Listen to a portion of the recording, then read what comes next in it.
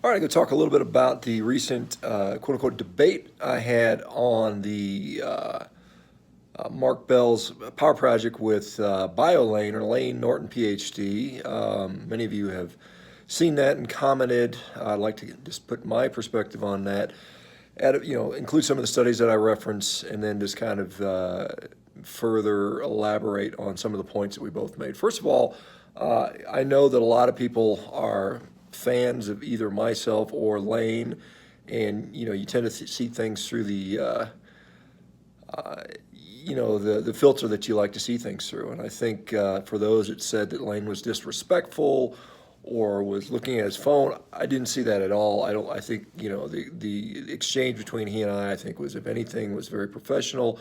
I think we both listened to what the other had to say and then responded in a, I think, appropriate manner, in a thoughtful and very professional manner. And I think Layne did that, and hopefully I afforded him the same courtesy with my responses. Afterwards we had a very pleasant experience. Training together. Layne squatted 500 for a double pretty easily. I pulled 500 pounds for 9 and swung a 204-pound kettlebell for 24 reps and some other stuff. But I mean, it was a very collegial experience. I think there's a lot to be learned from both sides of that, and I think that's what it's about.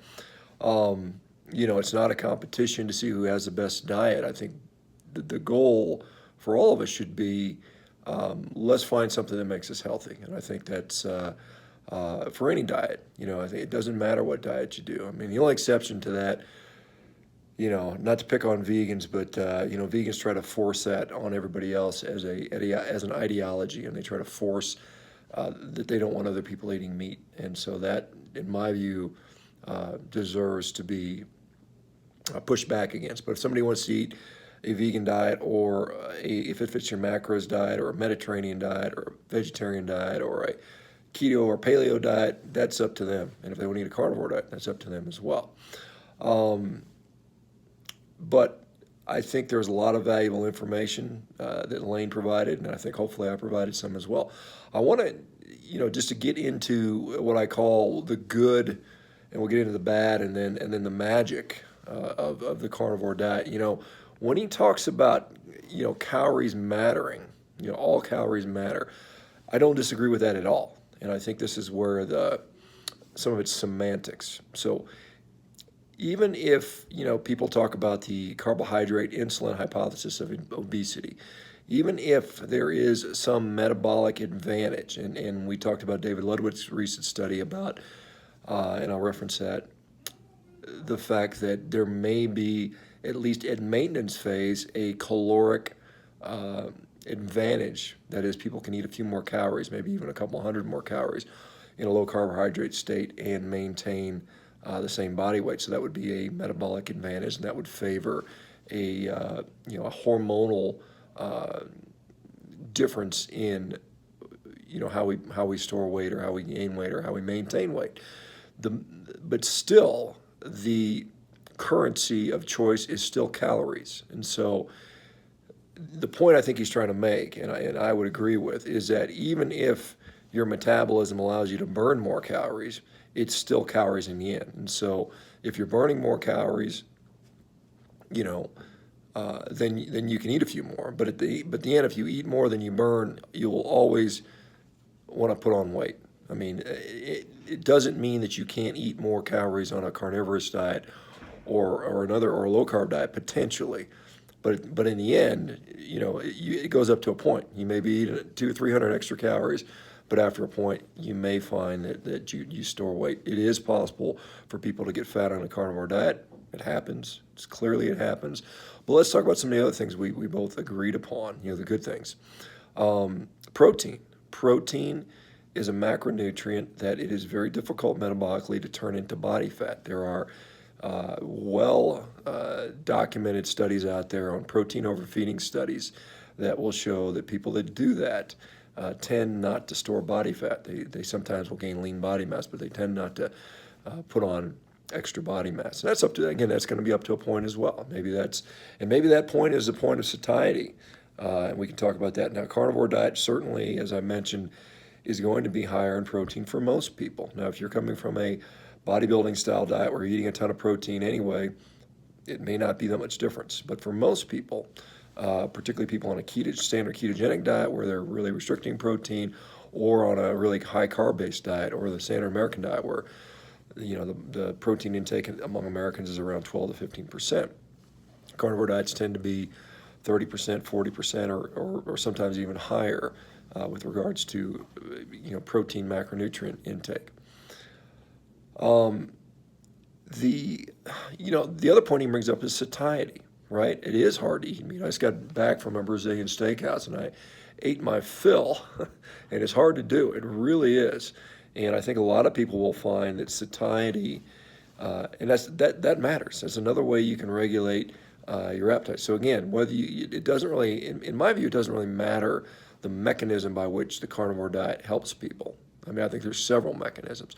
The bottom line is results are the results, and that's what we're after. And so you can say it's because of this, it's because of that, and you can do this a different way. Sure, that's true. But the bottom line is it works, and it works really well for a lot of people. The other thing he brought up was the fact that, when people restrict to a very limited type of diet, and restrict their choices, they tend to eat less. And again, a carnivore diet, obviously you're restricting that to just basically meat and, maybe some eggs, maybe a little dairy, maybe a little fish, but basically animal products. So you do have a limited menu, and therefore you may also choose not to eat as much.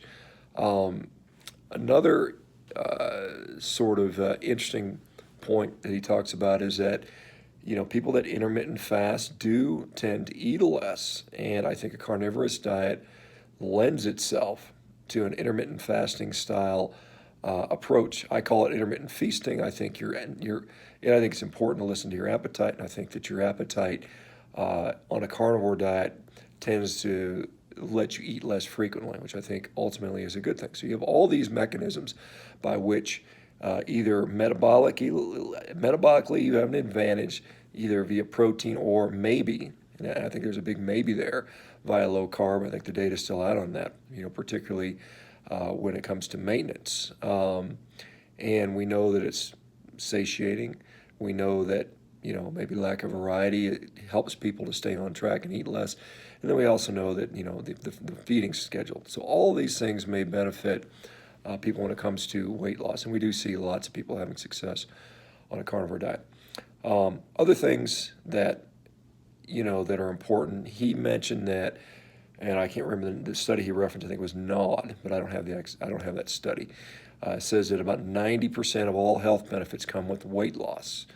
And so if we say that's true, and perhaps it is, people that lose a lot of weight on a carnivore diet are going to see a tremendous amount of health benefits. And so I think if it allows you to keep weight off and stay lean, you're going to see the health benefits. Now, we already see that the fact that people see reductions in blood pressure, they see their glucose stability normalize, they see their insulin sensitivity increase, they see their body composition improve, they often see their mood, their joints, digestion, all those things improve. So those things go along with improved diet. Does weight loss contribute to all those things? Probably some, but I see a lot of these benefits occurring independent of weight loss. So I think there's a little both with that. Let's talk a little bit about the bad. So he says that, by excluding certain plant foods, fiber in particular, and lots of phytonutrients that are out there. Sulforaphane is one that's often mentioned. You potentially are missing out on some of those benefits. That may be true, and I think the problem and the issue with that is, those benefits may be of most use in a high carb or a more plant heavy situation. If we talk about an anti-inflammatory benefit of certain phytonutrients, perhaps not having much inflammatory or inflammation around via carnivore diet renders that benefit moot. He talks about, there's a lot of associational and epidemiologic studies around fiber showing some benefit. Again, I would say depends on where your baseline diet is. And we see that there are populations that ate very little fiber. These historical, particularly northern populations, which may have ingested some fiber, but clearly they ingested very little and had very meat-heavy diets.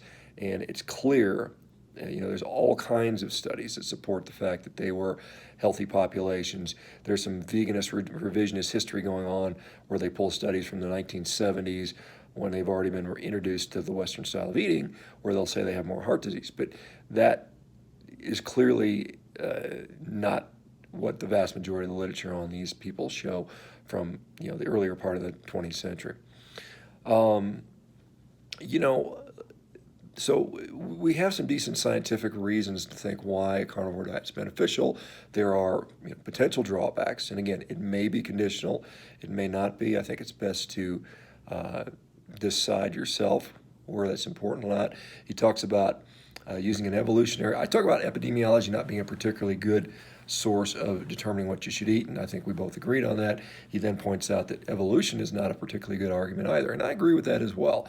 But I do think it can show us at least some direction on what we shouldn't be eating. And I think the modern foods, in my view, are problematic. We had a little disagreement on that. There is, the evolution's fun to speculate about. It's fun to talk about. But I do agree with him. It's whatever happens today, here and now. And that's why self-experimentation is so good, because we do not have really great, robust nutritional data to really guide us. And so we have to determine what works best for you and I, and that's what you should pursue. The magic. So these are the things that we don't really have a great deal of knowledge on, but we're learning. Gut permeability. I touched on that. Does gut permeability have a significant role in disease? I think there's a lot of people that seem to think that now. There's a lot of evidence out there that autoimmune diseases are related to gut permeability. We see that, again, through the group in Hungary, I think Paleomedicine, which I think has recently changed their name. But anyway, they were showing significant improvements in gut permeability on a meat-based diet, so that may have an effect. Things outside, that meat have, carnosine, carnitine. Carnosine's one of the most potent anti-glycating agents out there. Does that have an independent special effect on mitigating disease? Potentially. I think there's data that supports that. There's studies that support that. Carnitine, again, there's studies on animals showing that animals supplemented with carnitine will show a significant increase in their metabolic rate. Again, we're not animals, but maybe it has relevance there. We know that, certainly we know that protein quality and protein is going to help. I don't think that's controversial. So there are, I think there are some things out there that go beyond just the calorie balance and macronutrients, things that are part of a meat-based diet that maybe provide additional benefit beyond what we talked about. And we don't know yet. Anyway, I hope you guys tune in. I'll put a link to that debate with Mark Bell. I want to thank Mark Bell again for hosting us. And I want to thank Layne for participating. I think it's hopefully going to help people to learn more and increase our knowledge around this. I think more knowledge is never a bad thing. I think the more we know, the better we are. But I do think we have to look at our results and be objective about our results. And I think that's ultimately going to be the best and the most important thing we do. All right, guys, check out meatheals.com. I'm available for personal consults. If anybody wants to talk about that, I will be developing a get lean on a carnivore diet program over the coming months. So that'll be fun to work on. That'll be available probably in January. Butcher Box sponsors me. I should say I'm an affiliate with those guys.